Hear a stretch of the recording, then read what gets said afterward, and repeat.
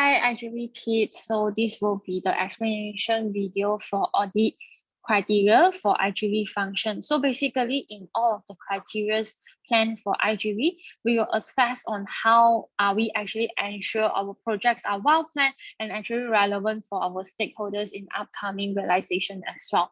And with that, why are we having this criteria, all these criteria in IGV function? Basically is to ensure our project preparation progress, like how are we prepared for our realization, and also the SDG alignment with our project activities, and in order for us to deliver the quality experience for our volunteer, as well as the impact towards our beneficiaries, whoever that actually engage in our projects.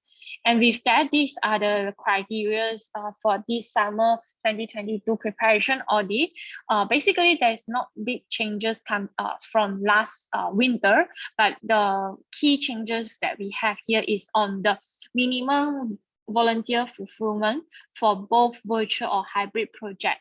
Okay, so for MIJD fulfillment, the virtual project, as usual, the same. We will have a minimum P-box for 7 and NCR for 4. And for hybrid, for both P-box and NCR, it will be the similar, which is minimum 4 and maximum 12. And then in order for us to actually track on the MIJD progress and also the status, so we will track on the 100% updated latest status from apply to approve, and any of the break approval status, whether do you attach on the break approval letters, and also our IR partner. So if you remember, one of the value proposition in our Malaysian Youth Volunteer product is to deliver cross-cultural activities. So in order for us to fulfill this value, then we need to have at least one IR partner secured, and our international youth engagement activities is completed with the planning part, except the last part, which is the debriefing, and making sure that you have at least one school partner and one learning partner with MOA signed. But this criteria is specifically for P-box only, and definitely on the MIJD job description, whether is your job description aligned with the project activities and also your project outcome or not. And with the implementation plan, whether do you have updated 100% until preparation phase. And last but not least will be on the marketing plan, to actually plan until post experience in order for national team to actually align on the content calendar and to coordinate LCs in utilizing of our LGV social medias.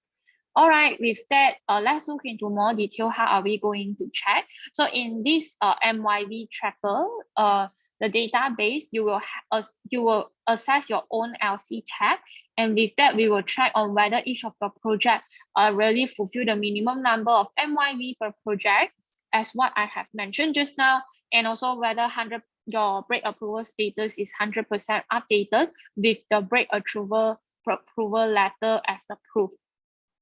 And with that, besides that, we will in order for us to track on the IYE, so at least one IR is secured for IYE activity, and 100% of the details have actually filled up. Okay, so for part 1, part 2, timeline and section 4 is the part that you need to fill up. All right, so with the third, which is all of the learning partner and school partner fulfillment. If your project is going to find high school student, at least one school partner is MOA need to be signed. And if not, if you are looking for beneficiaries such as NGOs, make sure that you also have the MOA signed as well before realization. And also at least one learning partner have signed for your project as well, especially for P-box model, pre-box project. And also make sure that you updated monthly GVA until the month of submission, and make sure the tracker that you're updating is actually national project tracker. So if you do not know which is the national project tracker, you can click on this bar to access all of the national tracker. And the next part will be on the MIJD alignment. Make sure that your MIJD and KPI is actually aligned with the project outcome. So what does it mean is that in the first tab, which is your measurement and impact framework, in your DMF, there is like your project outcome and project output and the performance indicator, right? So make sure that your MIJD and KPI is actually planned according and based on the project outcome and also the output as well. All right.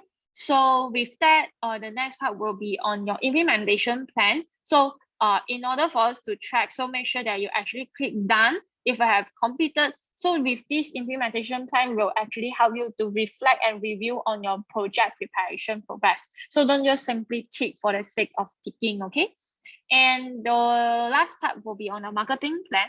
So in our national IGV marketing tracker, so in order for us to know like whether do you want to utilize your utilize national channels, so make sure that you actually updated all of the campaigns or the content that you actually wanted to post during realization or even post realization for us to actually put out into content calendar.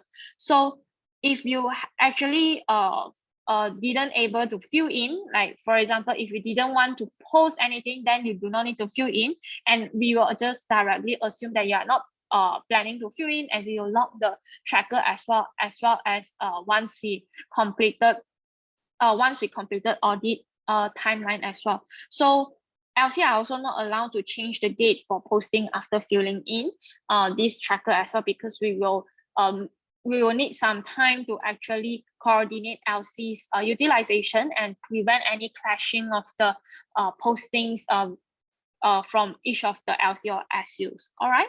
So with that, that's it for IGV criteria. Thank you very much.